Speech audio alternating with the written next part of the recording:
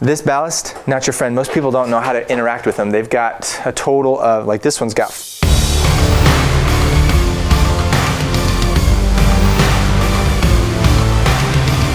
Hey guys, we're at my house, in my attic. There's a ton of space up here. We plan to do something fun for the kids in the future, but for now, all I've got is one fluorescent bulb. This thing takes a while to get to full bright. We're only up here for a couple minutes swapping out seasonal clothes. Anyways, and we can't see the labels on the boxes. It's dim, it's dark. So I'm gonna swap out this keyless fixture, that's what this is called. Keyless means it doesn't have a pull chain, and fluorescent bulb with the receptacle adapter. It's so prevalent and popular. I don't blame you guys, it's cute. But it's gonna go, and I'm gonna put in a 4-foot LED strip light. Let's rock, step by step. The power is off. I'm gonna double check that. Sometimes, it's not off at the breaker, it's just off at the switch. You have to be careful because sometimes power is in the light and then goes to the switch. And in those circumstances, you can have the switch off and get shocked at the light. So you wanna, if you don't have test equipment, if you don't have experience, if you don't know what you're looking for, you definitely wanna turn off the breaker and not just the switch. All right, I'm gonna be easy. Ginger, I wanna preserve the wire that I have. I wanna get this light mounted up at this height. I don't wanna have to strip it back, add steps to the project. So I'm gonna try to take care of the wire that I have. It's old.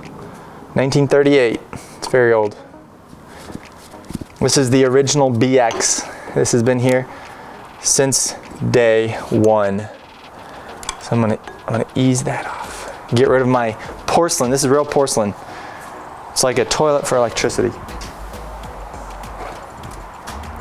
Put it in with the Christmas tree. I said I was gonna test it. I didn't test it yet. Let's get it right.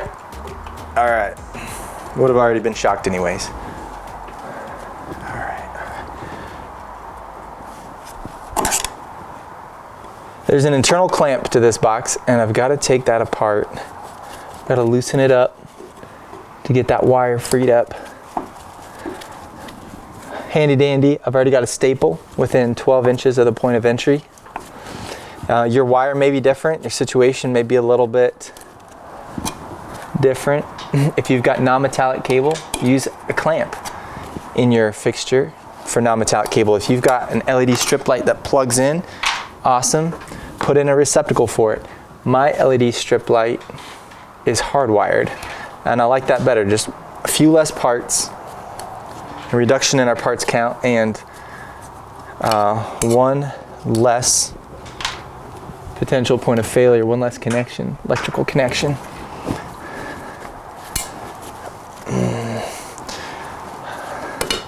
Hope none of the kids turn on the light. There's another variable.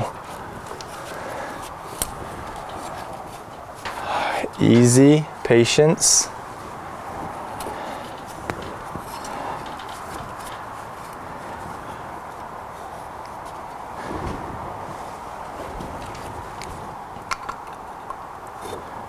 Straighten this up.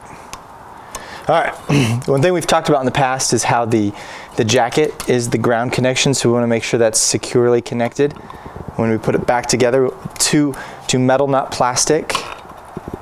Get my wires straightened up, there it is. All right, I've got a little red, it's dark faded red anti-short bushing right there, and that protects the wire from that metal edge. That's a steel jacket. That edge is pretty sharp, you'll slice your finger open, and you don't want to do that. Okay, I think that's gonna work. So I've got a MC cable connector, number 2 square job. I'm gonna slip it on over there, make sure my anti-short bushing stays in place. How this is different from a metal Romex connector is it's got a surface. It's got a surface that is gonna create a stop for this wire. Go ahead and spin my lock nut off. It's got a surface that's going to be a stop, and it's going to stop right at the metal jacket.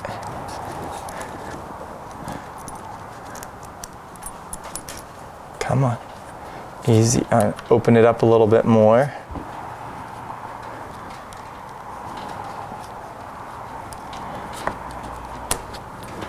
There it is. I'm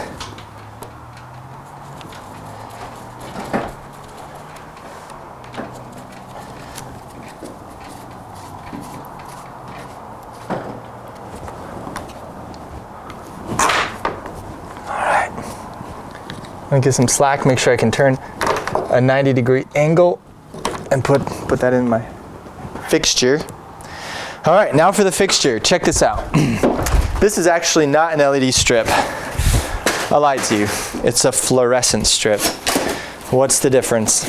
Well, there's still a lot of these babies out there, and there are two differences. There are two differences. A fluorescent strip comes with, come on. There it is. Get all my parts unpackaged. There it is. End plates for the fixture, not ready for those yet. A fluorescent strip comes with a ballast.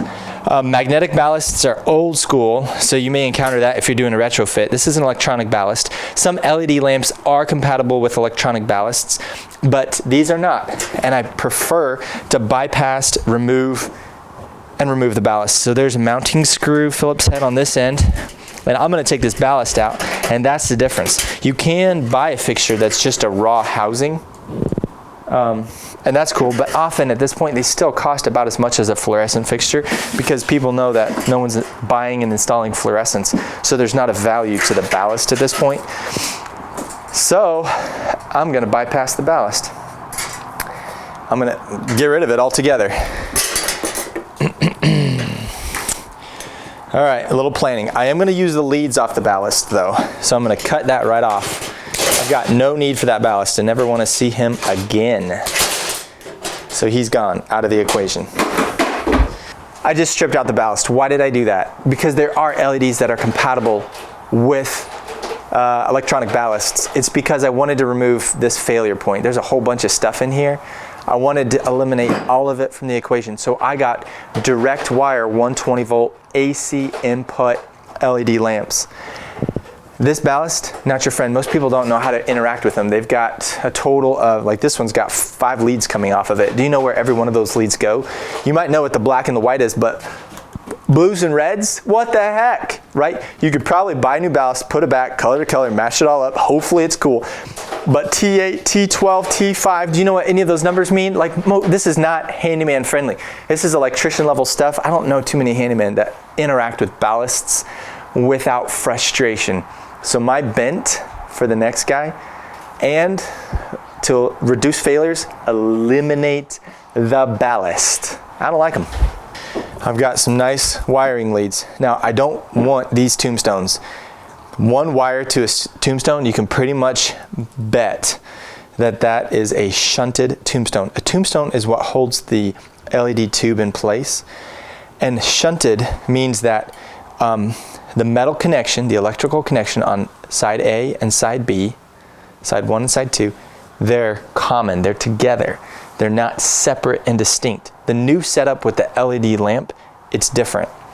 It requires an unshunted tombstone. This is getting confusing, new terms if you're not used to that. Basically this, I'm gonna cut away the tombstones that be. And I'm gonna show you the new tombstones that came with the light. Check this out with the tubes. Handy dandy. Now what you're gonna find here, stick with me, we're gonna demystify this, it's gonna make sense. What you're gonna find here is that, and it doesn't matter which is which, but the tombstones on one end are gonna be dummy tombstones. They're doing nothing but supporting the lamp. There's no electrical connection. So I'm gonna utilize the two that came with. Slide them in here. Come on, right there. Easy, these things are plastic, they're lightweight. I feel like that should go in there just a tick further. There it is. All right. Fixture's probably dropped. Straighten that out. So my Tombstone slides in there. And now you can buy all-in-one LED fixtures. There's some really easy, really accommodating fixtures. We'll put those in the descriptions. But if you're up for a little bit more of a project, if you're like me, this was free to me, right? This is leftover from a job. I know how to retrofit it. I didn't spend a dime extra for any of these materials. So now I've got my Tombstones in. I'm going to take my end cap. It only fits on there one way. The reason that these don't come factory installed is because, got to straighten up the side too, is because you can actually put these fixtures end to end. You can use the end cap as a splice kit, and it slides into the grooves and it connects fixture end to end, and then you can use these fixtures as your wiring trough. So you're not running external conduits and wire. Your wire is actually running through the fixture from fixture to fixture to fixture. So there's a point to that. Next time you're at a Dollar General, a Family Dollar, a CVS, a Walgreens, take a look above your head, and what you might see is strip fixtures end to end. There, that's it. So I'm all covered up. So I'm finalizing my metal enclosure around my wiring connections. Wiring connections always have to be enclosed. They cannot be exposed, and they always have to be accessible.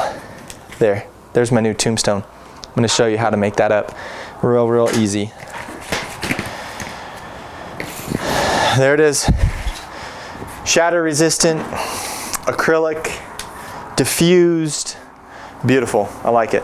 Before I install it, I'm going to remove the caps. Yes sirree. One of two Tombstones. Let's get my other one.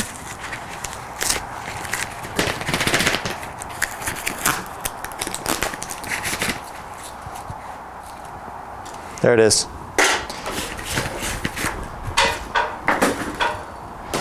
All right, let's wire the fixture. A little planning here. I think my wires are all gonna reach if I use this knockout right here. So I'm gonna, cautious of my parts, done with that. I don't wanna lose anything here. I'm using my attic staircase as my workbench. Flip it over, it's awkward. That's like a 3/8 connection for, I wanna use the 1/2 inch here or there.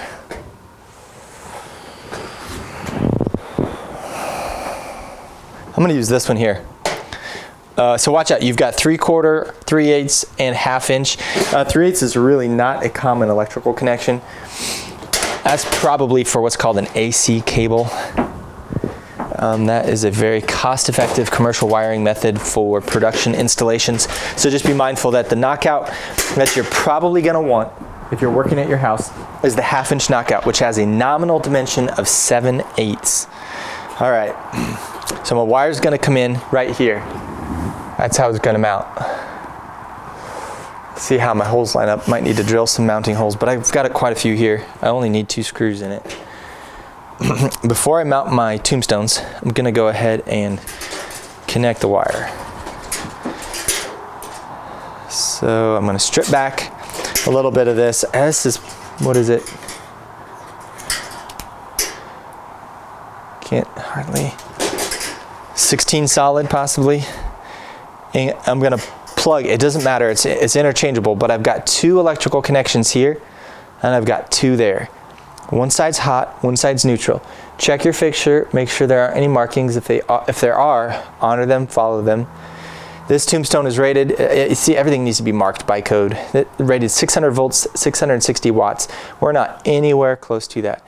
So I'm gonna plug in, it's a shark bite kind of thing if you're familiar with plumbing. It's just a push in.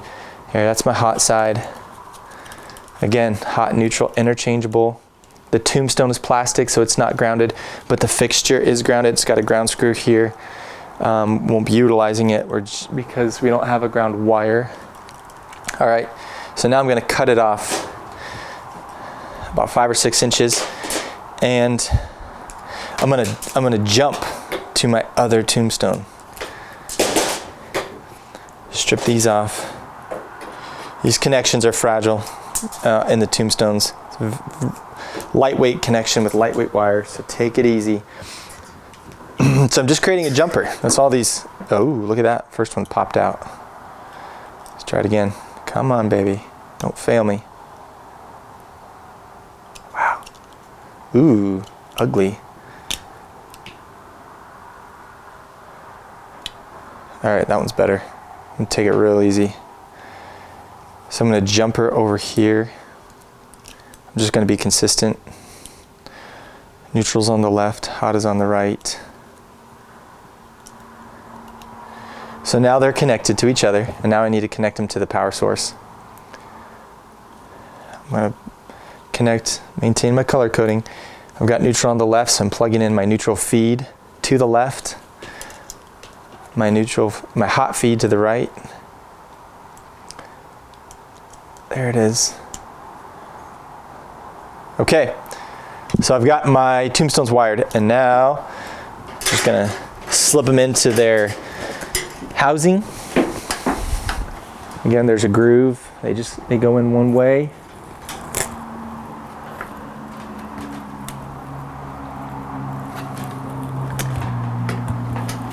No, maybe not.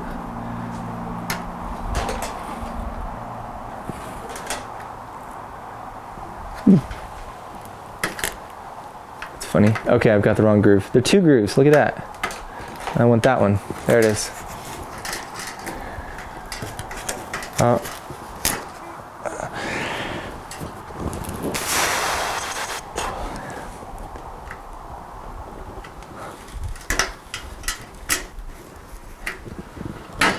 It's in. Okay. There's kind of tension to the fixture. It wants to cup inward, which is good. It holds this mounting plate in place, but that corner's bent and it's keeping it from getting fully seated. I don't want anything coming loose. It's kind of finicky, honestly. Kind of finicky. There we go.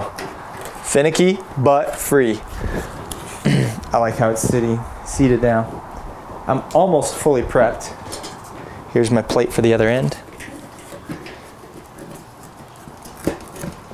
Man, you know, the first LED lighting strip project I did, lighting upgrade, was a real estate brokerage office and a coffee shop.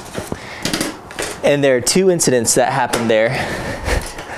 One of them I'm not going to tell you about, but it involves high leg delta. You already know where I'm going with this. And an espresso machine and a $500 repair. The second one, that wasn't me, that was someone else, but it did affect my pocketbook. The second one was a line of 4 strip lights, and the owner had a friend, and the friend was in the LED supply business, and the friend supplied like 100 of these, and we wired them all in, and we hit the switch and the breaker tripped. We're like, what is going on? Like, we double checked the electrical connections, we double checked, we looked for shorts, we spent another hour troubleshooting, we hit the breaker, it trips again. Finally, attempt number 3, we're on the phone with the friend, and he says, let me check. So he gets on with support, he gets back with us, and he says, do you have shunted or unshunted tombstones? Like, I have no idea what you're talking about. That's what we're talking about, shunted versus unshunted. They were shunted tombstones, and we had a direct hot to neutral short. Thankfully, we did not damage a single LED lamp. We replaced all the tombstones. The friend pitched in, covered it, because he had failed to cover that ground with the guy he sold them to, our customer, or with us. And it was this was probably, gosh, this was over a decade ago. So LED technology was pretty new at the time. That was cutting edge, very high cost. This lamp right now costs like $4 or $5 on Amazon. Not even in any kind of great bulk. Back then, these were like $25, $35 a piece. So very glad we did not blow out $3,500 in LED lamps. But it's shunted versus unshunted. You want unshunted.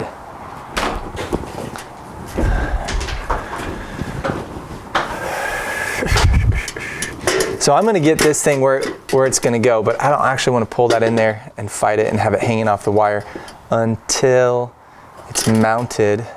So I'm looking at my mounting holes. I could do that. That's not gonna line up with anything else. No, that'll work.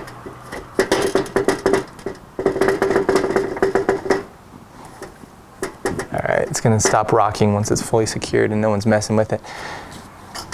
That's too far over. Nope. All right, I'm gonna have to drill the fixture. I'm gonna put some LED marks, LED, Sharpie, meant Sharpie. Put some Sharpie marks on it.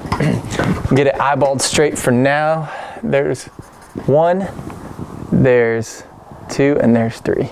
3 screws, that's plenty. A very lightweight fixture. Let's drill it out with like a 3/16 1/4" bit, and then we'll secure it with drywall screws and make our wiring connections and flip the switch. That's it. Let's go. I want to control where those metal shavings go.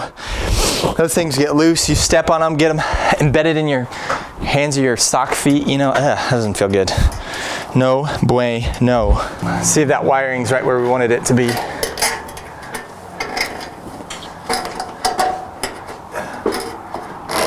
Almost ready to take this live. Oh, it's a tad high, you know it? But I think it's gonna fly. That steel jacket is just so dang. Oh, look at that. I got the extras. So dang stiff. So I'm gonna want to make sure this lock nut is nice and tight and bites through the enamel on the metal and right into the steel housing. And that is the ground path. If I was really concerned, I could put a 1/2" bond bushing and run a ground wire from the bond bushing to the ground screw.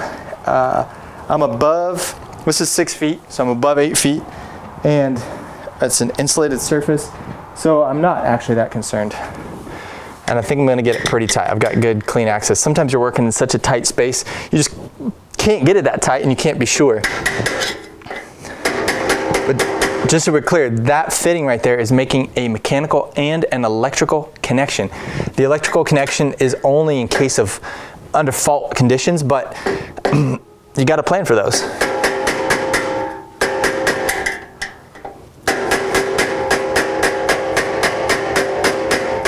Oh, yeah, rock solid.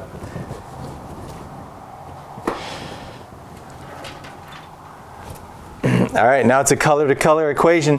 This old faded white, I'm gonna cut it short. Cut that short. So I've got a small wire nut, white to white.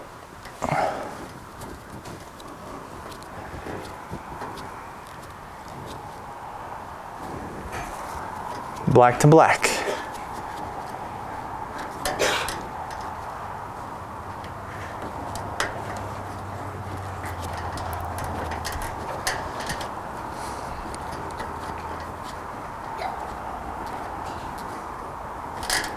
All right, tug test.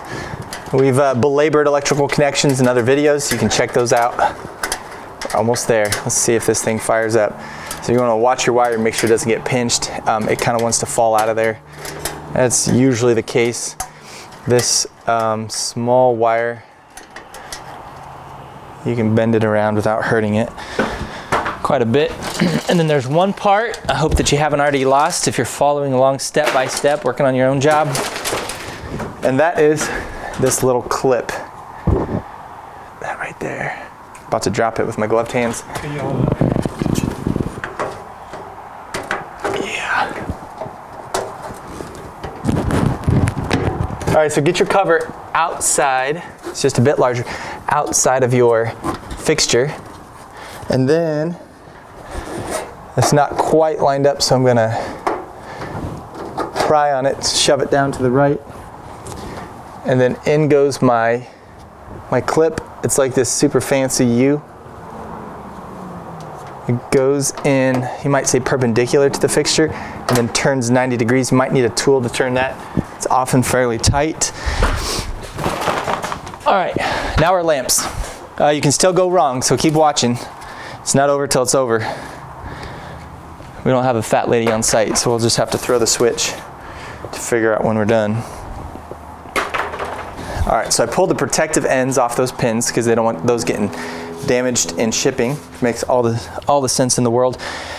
And then you're gonna want to come down here to the business end, and it says AC input on the back side of the lamp. That's real important. That needs to go in our unshunted tombstones. Again, the other end is just a holder. Even if you're fixture to fixture to fixture, one end of the LED lamp is just for support purposes. So you're gonna take the lamp. This is the final situation. So you're gonna turn it 90 degrees either direction. This is for installing or removing. And you're gonna give it a twist, 90 degrees. Sheet metal fixtures are fragile. All right, watch out. A couple things you could do wrong here. You've got the business end with the business end, that's good. There are these little inserts that could be cocked or crooked one way or the other, especially down here. There's a small black insert. So if you can't get the pin in with the power off still, you might stick a screwdriver in there and straighten it up. Again, just an insert that turns 360 degrees. It's kind of got a couple catch points. Straighten it up so that your pins can slide in. And then when you slide your pins in, be cautious. You can actually get it a little bit wrong to where one of the pins is in and one is out, and one's just hanging out here on the outside of the fixture, so it's not engaged. So support it, turn it 90 degrees. It'll fight you just a little bit. Sometimes they can really get stuck. Try turning it the other direction until the branding is facing you. The aluminum extrusions on the back side, the diffusers on the front side. And we're ready to throw the switch. Let's see if anything bad happens. Now, first time on, these things could take a little while to heat up. They're not full bright yet. You can almost see the diodes, LED diodes there, but give it time to heat up. If you're having symptoms like flashing or strobing, you could have a wrong voltage. You could have a lamp that's 120 volt rated and somehow you've ended up with 240 volts and it's about to blow. You need to cut that sucker off, test your voltage with a multimeter. If they're flashing, they could be just straight up bad lamps out of the box. That does happen, so don't take that for granted. I'm trying to think. You could have, if you've got a dimmer, no dimmers on these suckers. Some of them, this style, very, very few are gonna be rated compatible with dimmers. You're gonna want 99.5% of the time, no dimmers with your linear LEDs. Linear meaning, you know, right, line shaped. Whew! Guys, we did it. We've got another lighting project. This one's an aesthetic pendant in the master bedroom. Click here for the next video and subscribe to Electric Pro Academy for real skills to make real money.